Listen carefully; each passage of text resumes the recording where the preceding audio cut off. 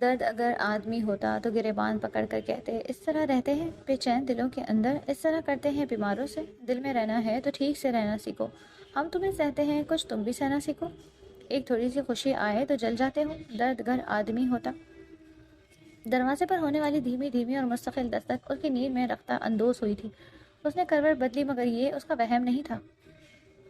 فجر کی نماز کی ادائیگی کے بعد وہ ابھی لیٹی ہی تھی اور اس دستک نے اس کے دماغ پر ہتھوڑے برسانے شروع کر دیے۔ کون ہے اتنی صبح؟ اس عظمیٰ کو بھی سکون نہیں۔ وہ کھلے بالوں کو سمیٹتی ہوئی دروازے تک آئی تھی مگر احتیاطاً اسے دروازے کی جھرری سے باہر دیکھنا مناسب سمجھا۔ سامنے کوئی نہیں تھا مگر دستک تھمی نہیں تھی۔ متواتر بجتے دروازے نے اسے ایک پل کے لیے خوف زدہ کر دیا۔ وہ دروازے سے دور ہوئی بے ساختہ قرآنی آیت کا ورد کیا۔ صبح کے 6 بج رہے ہیں۔ اس وقت میں اس قدر ڈر رہی ہوں جیسے کوئی بھوت دیکھ لیا ہو۔ آیت کرسی کا ورد کر کے وہ دبے قدموں پر پھر دروازے کے قریب آئی۔ کون ہے؟ ہکلاتے ہوئے اس نے پوچھا۔ مما اوپن دا ڈور۔ اسے حیرت کا شدید جھٹکا لگا۔ یہ ننھی سی جانی پہچانی آواز وہ بھول نہیں سکتی تھی۔ اس کا دل تڑپ ہی تو گیا۔ Mama don't be angry with me, it's baba's fault not mine, he is not making you happy so I have come to make you happy. وہ رو رک کر بولے گئے جملوں کے لے پر سر تپا دھڑک رہی تھی۔ یہ دنیا کا سب سے خوبصورت احساس تھا جسے وہ لفظوں کا پیراہن پہنانے میں ناکام تھی۔ آنسو پلکوں کی باڑ پھلانگ کر اس کا چہرہ بھگونے لگے تھے۔ اس نے آگے بڑھ کر بےتابانہ دروازہ کھول دیا مگر بس ایک پل لگا اسے خود کو سنبھالنے میں۔ تم اکیلے آئے ہو؟ فادر کہاں ہیں تمہارے؟ دروازے کے سامنے تنگ سی رازداری بالکل ویران تھی۔ بابا آپ سے ڈر رہے ہیں، وہ مجھے چھوڑ کر چلے گئے۔ بچہ بلا کا پراعتماد تھا۔ اتنے سے بچے کا صاف لب و لہجہ اور چمکتی آنکھوں میں ذہانت کے رنگ اسے بہت بھائے۔ یہ بہزاد آفریدی کا بیٹا ہے، اس کی طرح ذہین تو ہوگا ہی۔ اس نے بچے کو ایک طرف کیا اور آگے جا کر سینے کا جائزہ لیا مگر وہ موجود ہوتا تو نظر بھی آتا۔ مما کیا آپ مجھے اندر نہیں لے جائیں گی؟ وہ اس کا اضطراب کہاں سمجھ سکتا تھا۔ اس کا پلو تھام کر اس نے استفسار کیا۔ وہ دانتوں تلے دبائے اس کا ہاتھ پکڑ کر اندر لے آئی۔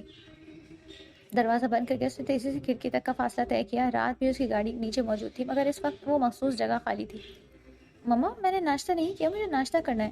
اس کی سماعت کو پھر عزت کی آواز نے چھوا۔ اس نے گہری سانس لے کر دل پر در آئے بوجھ کو ہٹایا۔ کیا کھاتے ہو آپ ناشتے میں؟ دل کو سنبھالتے ہوئے اس نے استفسار کیا۔ آپ مجھے آملیٹ اور پراٹھا بنا کر دیں، اس نے بے تکلفی سے فرمائش کی۔ اچھا تم یہاں بیٹھو، میں بھی بناتی ہوں۔ اسے اٹھا کر کرسی پر بٹھاتے ہوئے اس کا دل بالکل خاموش تھا، یا پھر اس نے ہی دل پر ضبط کا پتھر رکھ لیا تھا۔ صبر کو اپنا شعار بناتے بناتے اب وہ انتہا کی برداشت رکھنے لگی تھی۔ مما آئی کوڈ سٹ اٹ مائی سیلف، میں خود بھی بیٹھ سکتا ہوں۔ اسے بچوں کی طرح ٹریٹ کیا جانا پسند نہیں تھا۔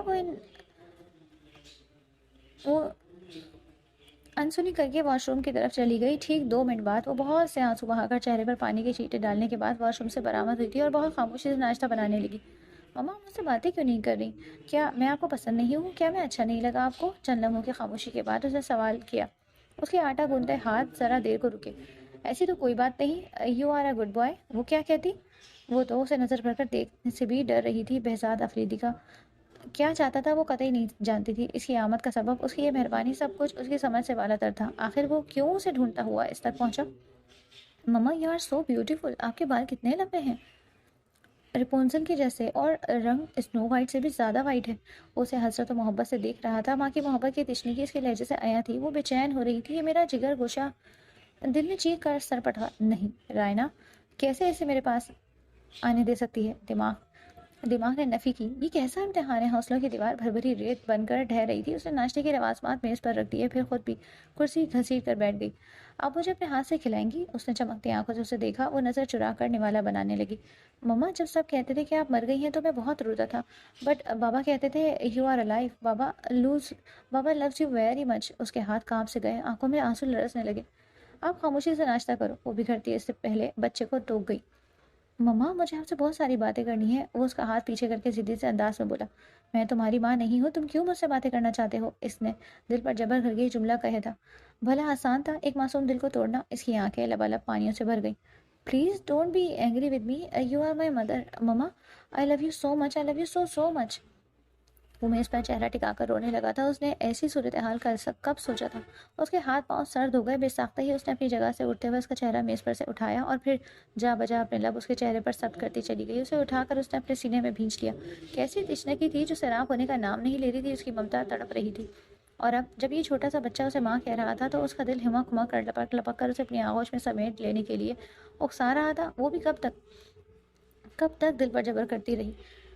कर ही नहीं सकती थी। 5 साल वो अपनी ममता पर जबर कर रही थी, मगर इस वक्त तो वो बच्चा भी अपनी माँ के रद्द अमल पर सहम सा गया था। इसका आंसुओं से भीगता चेहरा इसे परेशान कर रहा था। वो उसे सीने से लगाए ज़मीन पर बैठ गई थी और अब उसके गिर्द बाजू लपेटे खुद में उसे दूर करने का हौसला नापैद पा रही थी। इसकी सुनहरी बालों में उंगलियां फेरते हुए उसने अपने वजूद की लर्जिश पर बामुश्किल काबू पाया। Mama don't cry. इज़्ज़त ने अपने छोटे छोटे हाथों से उसके चेहरे पर बहते आंसुओं को साफ किया। उसने वो हाथ थाम कर बारी बारी उन पर लब रखे। तुम बहुत अच्छे बच्चे हो, तुम बिल्कुल फरिश्तों की तरह मासूम और किसी खुशनुमा फूल से ज़्यादा प्यारे हो, मगर मैं अच्छी नहीं हूँ। मुझसे आइंदा मिलने मत आना। तुम अपने मम्मा पापा के पास रहो। ये देखो ना, ये ये देखो, ना ही ये अच्छा घर है और ना ही मेरे पास तुम्हें देने के लिए कुछ है। बस तुम आइंदा इस घर में मत आना। तुम्हारे बाबा तुम्हें सब कुछ दे सकते हैं, वो मुझे पसंद नहीं करते। मैं नहीं चाहती कि तुम उन्हें तंग करो, इसलिए वापस चले जाओ। तुम एक समझदार बच्चे हो, मेरी बात मानोगे ना? और ऐसा ऐसा उसके गिर बंधा बाजुओं का हिसार तोड़कर उसे खुद से अलग कर गई। नहीं, मैं आपकी कोई बात नहीं मानूंगा। उसने अपने बाजू के गिर्द हमाइल कर लिए। सिर्फ आप मेरी मम्मा हैं और कोई नहीं। मैं आपसे बहुत प्यार करता हूँ, बाबा भी आपसे बहुत प्यार करते हैं। मैं आपको साथ ले जाने आया हूँ। इज़्ज़त ने उसके कंधे पर सर रख कर जवाब दिया। वो लब भींच कर उसके बालों में उंगलियां फेरती रही। दिल में कई सवाल सर उठा रहे थे, मगर ज़ाहिर है इनके जवाब ये बच्चा नहीं बेजात ही दे सकता था। वो भी बिल्कुल खामोश था। कुछ देर में उसकी गहरी होती सांसें बताने लगी थी कि वो सो चुका है। शायद माँ का लम्स उसकी गर्म आगोश मिलते ही उसे सुकून की नींद आ गई। उसने नरमी से उसे उठाकर बिस्तर पर लेटाया और खुद उसके पास बैठकर उसका एक एक नक्श देखने लगी। हाँ, ये मेरा बेटा है। ओ बहू, ओ बहू, मेरी जैसी आंखें, सुनहरी बाल, सफ़ेद रंगत। हाँ, बस नाक बाग पर गई है, सतवा मखरूर नाक। वो उसके हर नक्श को बेताबाना चूम रही थी। उसके हाथों को बार बार लबों से लगाती वो पागल लग रही थी।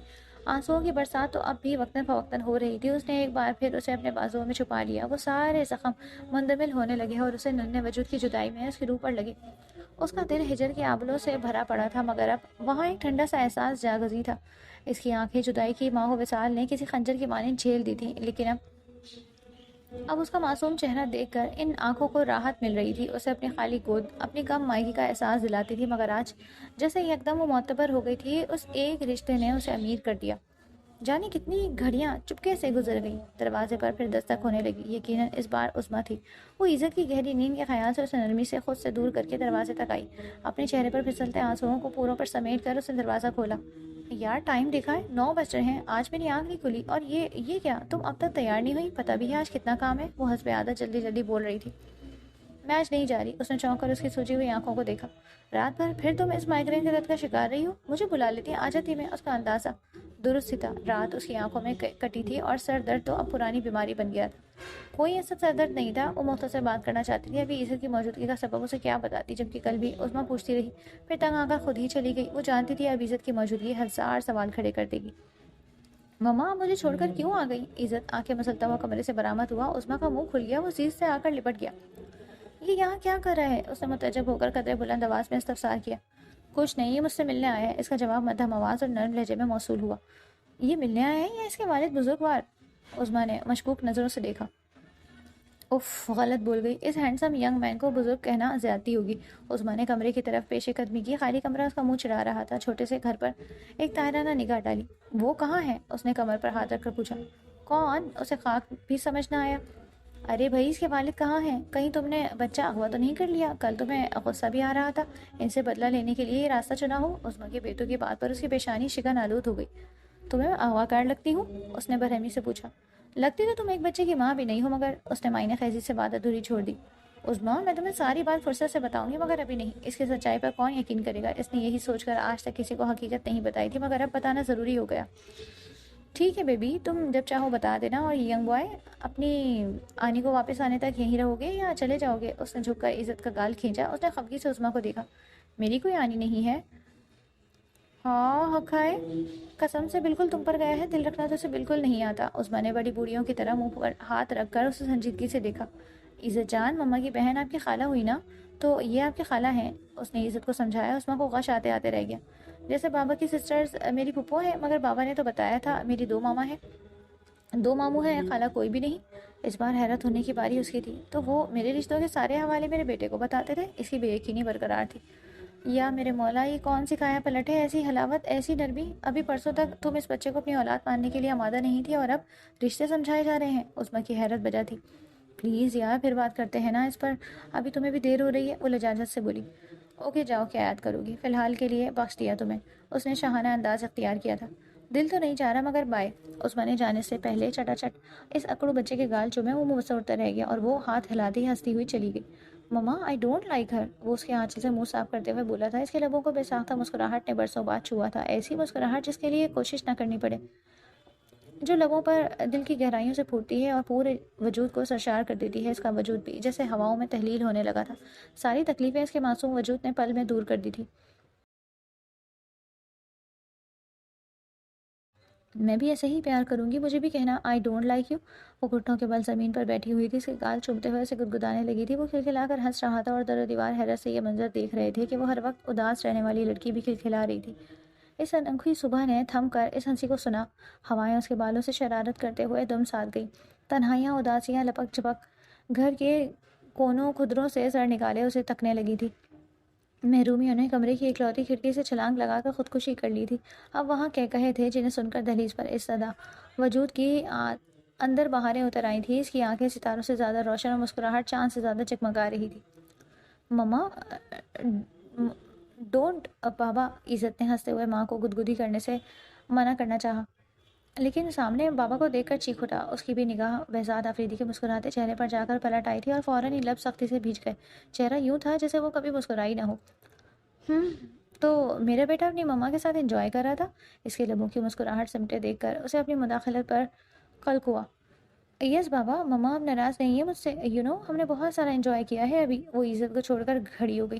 بہزاد نے بیٹے کے چہرے پر پھوٹتی روشنیاں دیکھی تھی، وہ اس طرح کبھی خوش نہیں ہوا تھا۔ آپ یہاں کیوں آئے ہیں؟ وہ شعلہ بار لہجے میں مستفسر ہوئی۔ تمہیں لے جانے، وہاں سے صحیح لفظی جواب موصول ہوا تھا۔ نہ ہی میں کہیں جاؤں گی اور نہ ہی آئندہ آپ کی آمد برداشت کروں گی۔ یہ بچہ ہے، اسے استعمال مت کریں۔ ہاں، اگر آپ میرے بیٹے کو میرے حوالے کرنا چاہتے ہیں اور آپ کی بیوی کو بھی اعتراض نہیں تو ٹھیک ہے، عزت میرے پاس رہے گا مگر ویٹ اے منٹ، بہزاد نے اس کی بات قطع کر دی۔ کیا کہا تم نے؟ تمہارا بیٹا یعنی ہمارا بیٹا؟ وہ بھونچکا رہ گیا۔ اس نے بہزاد کو اچنبھے سے دیکھا۔ مطلب کیا ہے آپ کا؟ بول جی، تم عدل نام سے نوائے عزیز بہزاد آفریدی بننا قبول کر چکی ہو؟ بہزاد نے چند سال کی توقع کے بعد اپنے سنجیدگی سے پوچھا۔ اس کے چہرے کا رنگ متغیر ہو گیا۔ عزت کی محبت میں وہ اپنی پہچان بھی بھولنے لگی تھی۔ آپ کو مجھ سے یا میری پہچان سے کوئی سروکار نہیں ہونا چاہیے، میں اندر انعام ہوں یا ایکس وائی زیڈ، آپ سے میری کوئی تعلق نہیں۔ لے جائیں اپنے بیٹے کو۔ اس نے عزت کو بھی خود سے دور کر دیا۔ بہزاد کی پیشانی چکن آلود ہو گئی۔ میں اپنی اور ہمارے رشتے کی نفی برداشت کر رہا ہوں، لیکن عزت کی آنکھ میں آنسو ہرگز برداشت نہیں کروں گا۔ اس نے سرد نگاہوں سے اسے دیکھا۔ مت کریں برداشت، اب جائیں یہاں سے، وہ چیخ کر بولی۔ اسے اپنے غصے کو کنٹرول کرنا مشکل لگ رہا تھا۔ یہ شخص اس کی زندگی کو پھر سے مشکل بنا رہا تھا اور وہ اسے اب خود کو مزید قابل رحم بنانے کی اجازت نہیں دینے والی تھی۔ نوائے عزیز، کیوں کر رہی ہو تم ایسا؟ اس طرح اجنبیت کیوں برت رہی ہو؟ مجھے میرا قصور بتاؤ، اگر مجھے نہیں بتاؤ گی تو مجھے کیسے اپنی زندگی کا علم ہوگا؟ وہ الجھ کر اس سے مستفسر ہوا۔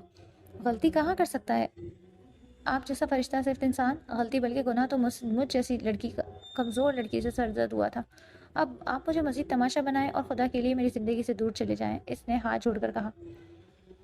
زیز، تم اپنا غصہ، ناراضی، نفرت، سب احساسات مجھ سے شیئر کرو، بلکہ جو بھی دل میں کہہ دو، اس کے بعد مجھے بھی کہنے کا موقع دو۔ وہ اس طرح نرمی سے بات کر رہا تھا جیسے مقابل کھڑی لڑکی اس کے لہجے کی تپش سے پگھل جائے گی۔ نہ ہی مجھے کچھ کہنا ہے نہ سننا ہے، اب کوئی گنجائش بچی ہی نہیں، وہ تڑک کر بولی۔ جب تک تم سکون سے میری بات نہیں سنو گی میں کہیں نہیں جاؤں گا، اس نے بھی اٹل لہجے میں کہا۔ وہ دنگ سے اس کی ہٹ دھرمی کو دیکھتی رہ گئی۔ آپ نہیں جائیں گے؟ اس نے سلگ کر پوچھا۔ تم اس طرح پہیلی بنی رہو گی تو مسئلہ حل نہیں ہوں گے۔ وہ اس کی بات مکمل ہونے سے پہلے کچن کی طرف گئی، واپس آئی تو اس کے ہاتھ میں تیز دھار چھری تھی۔ یہ دیکھ رہے ہیں آپ؟ اس نے چھری اپنی کلائی پر رکھی۔ اٹھائیں اپنا بیٹا اور جائیں یہاں سے، اگر آپ نہیں گئے تو میری موت کے ذمہ دار آپ ہوں گے۔ اس کی آنکھوں میں اب پھر ویرانی تھی، لہجے میں وحشت اور برف جیسی رنگت والے چہرے پر چٹانوں جیسی تاثرات تھے۔ تم پاگل ہو گئی ہو زید؟ بہزاد ایک قدم آگے بڑھا۔ مما نو، ڈونٹ ڈو دس۔ اس نے بھاگ کر ماں کے ہاتھ کو تھاما۔ بہزاد اپنی جگہ رک گیا۔ وہ اپنی ذہنی اور اعصابی جنگ سے تھکنے لگی تھی، اپنے لب کھینچے ہوئے اس نے سرد و شفاف نگاہ بہزاد پر ڈالی اور جا کر کمرے میں بند ہو گئی۔ پیچھے وہ اس کے رویے کو سمجھنے کی کوشش کرتے ہوئے عزت کو یقین دلانے لگا تھا کہ اس کا یہ غصہ بس وقتی ہے۔ آج وہ اسے میرے حوالے کر رہا ہے مگر پھر پتہ نہیں کب اس کا حقدار بن کر آ جائے۔ بہزاد آفریدی ایک ناقابل اعتبار شخص ہے، میں اب اس کی کوئی بھی عنایت قبول کرنے کی تحمل نہیں ہو سکتی۔ وہ کمرے میں آ کر بیٹھ کے کنارے پر بیٹھ گئی۔ اپنی طرف سے اس نے بہزاد آفریدی کو باہر کا راستہ دکھا دیا تھا۔ اس کا وجود غصے اور بے بسی کے احساس سے کانپ رہا تھا۔ عزت اس کے دل کا ٹکڑا، وہ اسے بھی باہر چھوڑ آئی تھی۔ کتنی دیر اس نے کسی دستک، کسی آہٹ، کسی پکار کا انتظار کیا تھا مگر باہر سکوت تھا۔ شاید وہ ایک پل کے لیے بھی نہیں رکا۔ وہ اپنے جذبوں کی ناقدری پر پھوٹ پھوٹ کر رو دی۔ میری ممتا کو آزمائش میں ڈال کر کیا مل گیا تمہیں؟ تشنا تھی مگر جی رہی تھی، وجود کے حصوں کے بغیر کیسے جیا جاتا ہے تم نہیں جانتے نا، تمہیں سب میسر ہے۔ کیوں آ گئے تم میری زندگی کی محرومیوں کو جگانے؟ وہ جو کچھ اسے کہہ نہیں سکی تھی وہ آنسو بہاتے ہوئے سوچ رہی تھی۔ عزت میرے بچے، تم نہیں جانتے تمہاری ماں تمہیں کتنی چاہتی ہے، مگر کیا تم جیسا پیارا بچہ اس جھونپڑی نما گھر میں رہنے کے لیے ہے؟ بہزاد افریدی کے ساتھ تمہیں زندگی کی سب آسائشیں اور نعمتیں ملیں گی، جبکہ میرے ساتھ صرف محبت، اور محبت سے اچھے اسکول، کالج اور یونیورسٹی کے اخراجات تو پورے نہیں ہو سکتے۔ تمہیں ماں کے ساتھ نہیں باپ کے پاس رہنا چاہیے۔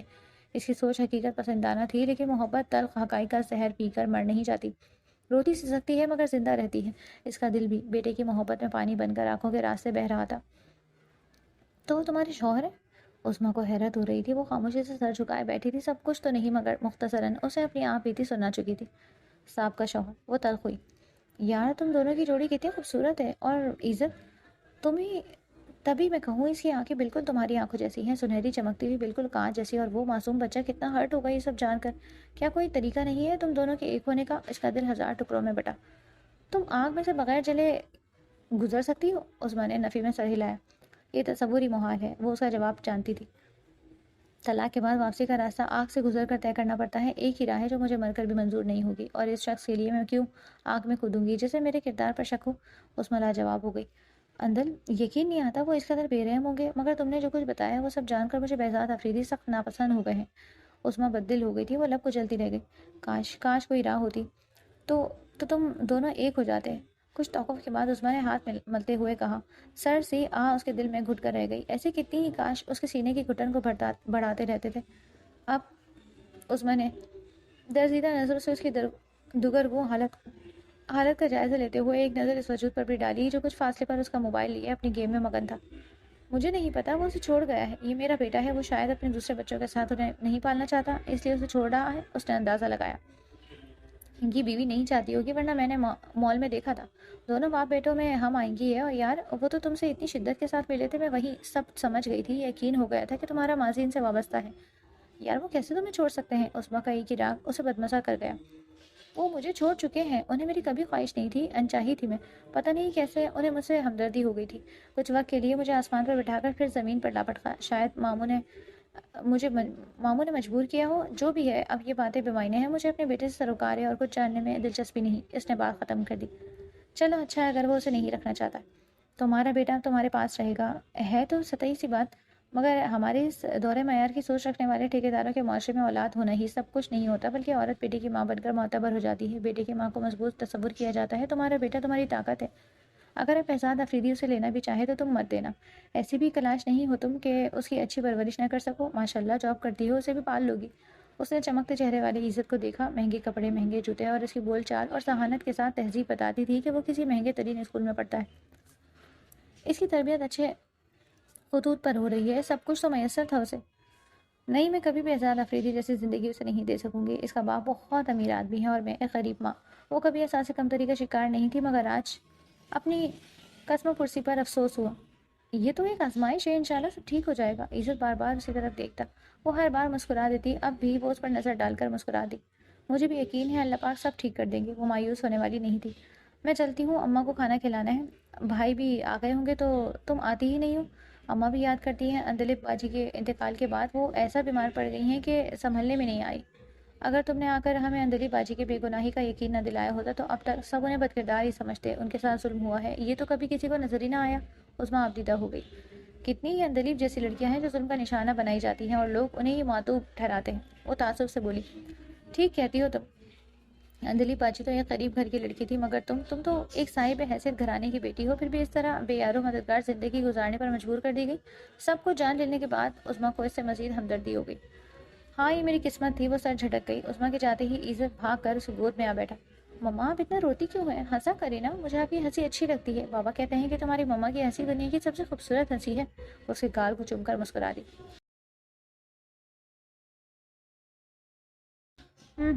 سب سے زیادہ خوبصورت ہنسی میرے بیٹے کی ہے، اس نے عزت کو گدگدایا۔ اب ٹھیک ہے، وہ ہنسنے لگا۔ صبر اس کی طاقت اور شکر اس کا حوصلہ تھا، توکل تھا تو صرف اللہ کی ذات پر۔ اب کچھ دن پیشتر وہ سوچ بھی نہیں سکتی تھی کہ اس کا بیٹا اس کے پاس ہوگا، مگر وہ اس کے پاس تھا۔ صبح اس نے بہزاد کو جانے کا کہہ کر کمرے کا دروازہ بند کر دیا تھا۔ وہ کتنی دیر اندر آنسو بہاتی رہی، پھر جب اندر گھٹن بڑھنے لگی تو اس نے اٹھ کر کمرے کی کھڑکی پٹ وا کر دیے تھے۔ یوں ہی بھٹکتی سی نگاہ نیچے گلی میں ڈال کر وہ پلٹنے لگی تھی، لیکن پھر اچنبے سے باہر دیکھا۔ دوسرے ہی لمحے وہ کمرے کا دروازہ کھول کر باہر آئی۔ اس نے بھی یقینی سے چھوٹے سے بیٹھک کو دیکھا۔ یہ کچن کے سامنے خالی جگہ تھی جسے بیٹھک کے طور پر استعمال کیا جا سکتا تھا۔ اس نے وہاں ایک 3 سیٹر صوفہ اور 2 کرسیاں رکھی ہوئی تھی۔ اس وقت وہ اسی خستہ حال پرانے صوفے پر نیم دراز تھا۔ اس کے ہاتھوں میں موبائل تھا، جبکہ عزت اس کے سینے پر سر رکھ کر لیٹا ہوا تھا۔ یہ منظر اتنا مکمل اور بھرپور تھا کہ وہ سانس تک نہیں لے سکی کہ کہیں اس کی سانسوں کی سرسراہٹ سے یہ منظر بکھر نہ جائے، مگر وہ اسے دیکھ چکا تھا۔ سیاہ لباس میں ملبوس، کندھوں پر سیاہ دوپٹہ پھیلائے، بالوں کو بے ترتیب سے لپیٹے، رو رو کر نڈھال چہرے کے ساتھ وہ بے یقینی سے انہیں دیکھ رہی تھی۔ باہر کھڑی اس کی مرسیڈیز دیکھ کر ہی وہ ششدر تھی۔ یہ بے تکلفانہ انداز دیکھ کر تو آنکھیں پوری کھل گئی تھی۔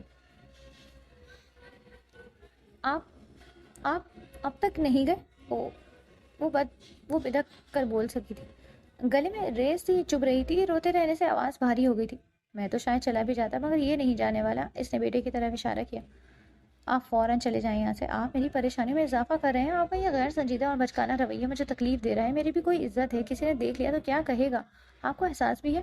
اسے نئی پریشانی لاحق ہوئی تھی۔ بہزاد اسے بھرپور توجہ سے دیکھ رہا تھا۔ وہ بلا وجہ دوپٹہ ٹھیک کرنے لگی۔ اس کی یہ بے باک نگاہیں اسے غصہ دلانے کے ساتھ تکلیف بھی پہنچا رہی تھیں۔ اس وقت وہ اس کے استحقاق کو بے باک اور غصاخی گردان رہی تھی۔ اس نے احتیاط سے عزت کو صوفے پر لٹایا، پھر اپنی جگہ سے اٹھ کر بالوں میں ہاتھ پھیرتے ہوئے اسے سر تپیر گھورا۔ مجھے تو احساس ہے، مگر شاید تمہیں احساس نہیں کہ تم خود کو کس قدر تکلیف دے رہی ہو، اور تمہارے اس عمل سے برسوں کی تشنگی مزید بڑھ رہی ہے۔ ہجر و فراق کا عذاب ہم دونوں نے سہا ہے، تو پھر سزاوار میں کیوں گردانا چاہ رہا ہوں؟ مجھے بتاؤ، میری خطا کیا ہے جو مجھ سے اس طرح بے اتنائی برت رہی ہو تم؟ بہزاد چند قدموں کا فاصلہ سمیٹ کر اس کے مقابل آتے ہوئے مستفسر ہوا۔ اسے نخوت سے ناک چڑھائی۔ ہاں، مجھے آپ کی خطائیں گنوانے کا شوق نہیں۔ جب آپ کو خود احساس نہیں تو کسی کے بتانے سے فرق نہیں پڑے گا۔ مزید بحث مت کریں اور جائیں یہاں سے۔ وہ اس کی طرف دیکھنے سے استحراز برتتے ہوئے بولی۔ اس کی آنکھوں میں ان کہی کہانیاں تھیں، آج دیتے جذبے تھے، اور اس ساحل کو تلسم پھونکنا بھی خوب آتا تھا۔ وہ تو شاید ہر حد بھول رہا تھا، جبکہ عزیز نے عقل کا دامن نہیں چھوڑا۔ آج اسے تنہائی اور نامحرم والی حد بندیوں کی ٹھیک طور پر سمجھ آ گئی تھی۔ سامنے وہ شخص تھا جسے وہ ٹوٹ کر محبت کر چکی تھی۔ دل کے اندر ہزار نہا خانے تھے، پتہ نہیں کہاں اس شخص کی محبت منہ چھپائے پڑی تھی کہ دل اس کی قربت میں دھڑکتا ہی چلا جا رہا تھا، حالانکہ وہ بالکل خاموش تھا۔ آپ جا رہے ہیں؟ میں چیخ چیخ کر محلے والوں کو اکٹھا کروں، ایسی ہی دھمکی اس نے مال میں دی تھی۔ بہزاد نے ایک دم اس کی کلائی کھینچی تھی۔ وہ لچکیری شاخ کی مانند اسے تناور شجر کا حصہ بنی۔ بہزاد، وہ جھٹپٹائی تھی، مگر وہ اس کا ہاتھ پشت پر لے جاتے ہوئے دوسرا ہاتھ اس کے منہ پر جما گیا اور پھڑپڑا کر رہ گئی۔ اب دو چیخنے کی دھمکی۔ اسی بے بسی سے محفوظ ہوا تھا، جبکہ عزیز کی آنکھیں لبالب پانیوں سے بھر گئیں۔ اس نے مزاحمت ترک کر دی۔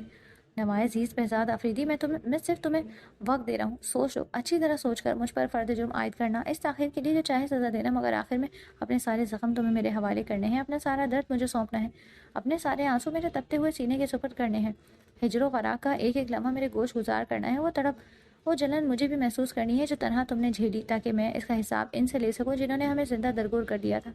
ہماری روحوں کو سسکنے تڑپنے کی سزا دینے والوں کو میں بھی سکون نہیں لینے دوں گا۔ وہ اس کی سامان کو تحیر سے دوچار کر گیا تھا، اس کی گرفت نرم پڑی تھی، وہ تڑپ کر اسے دور ہو گئی۔ ہجر و فراق نہیں ہے، یہ عمر بھر کی سزا ہے جس کا حساب کسی اور کو نہیں، آپ کو دینا ہے۔ آپ مجرم ہیں میرے بہزاد آفریدی۔ اب کہنے سننے کو کچھ نہیں، اس لیے مجھے مزید مت تکلیف دیں۔ یہ دیکھیں، ہاتھ جوڑتی ہوں میں، اس دنیا میں آپ کی شکل دوبارہ نہیں دیکھنا چاہتی، چلے جائیں یہاں سے۔ وہ حلق کے بل چیخی تھی۔ عزت روتے ہوئے نیند کی آغوش میں چلا گیا تھا، مگر اس کی آواز سے اٹھ گیا۔ مما، اسے صرف ماں کی فکر تھی۔ بہزاد نے ایک نظر اس پر ڈالی، ایک سلگتی تنفر سے بھرپور نگاہ عزیز نے اس کی تڑپتی تشنہ نگاہوں کے سپرد کی تھی، پھر وہ رکا نہیں، وہ عزت کو چھوڑ کر چلا گیا۔ عزت بھاگ کر عزیز کے قریب آ گیا، وہ اسے خود میں جذب کر کے پھر رونے لگی۔ جس شخص سے بے تحاشا بے اندازہ محبت کر بیٹھی تھی، اسے نفرت کرنا خود اس کے لیے بھی اذیت ناک تھا۔ وہ اس نفرت کا اظہار حساس لڑکی کو بے دم کر گیا تھا، جسے وجود کی ساری توانائی نچڑ گئی ہو۔ پتہ نہیں لوگ کیسے نفرت کر لیتے ہیں، اس کے لیے تو محبت سے زیادہ نفرت کرنا مشکل تھا۔ حساس لوگوں کی یہ کمزوری ہوتی ہے کہ وہ کسی کو تکلیف نہیں پہنچا سکتے، پھر نفرت میں تو لہجہ بھی تیز تلوار بن جاتا ہے، رویے زہریلے ناک کی طرح ڈستے ہیں، نگاہیں خنجر بن کر دل لہو کر دیتی ہیں، الفاظ تیر کی طرح سینے میں پیوست ہو جاتے ہیں۔ وہ بہزاد پر نفرت کا تیزاب پھینک کر اسے جلنے کا نظارہ کر چکی تھی۔ وہ خود بھی اس آگ میں جل رہی تھی۔ اسے بس بہزاد آفریدی کے لیے اپنی نفرت اور بہزاد کی خود غرضی سے اپنے بیٹے کو محفوظ رکھنا تھا۔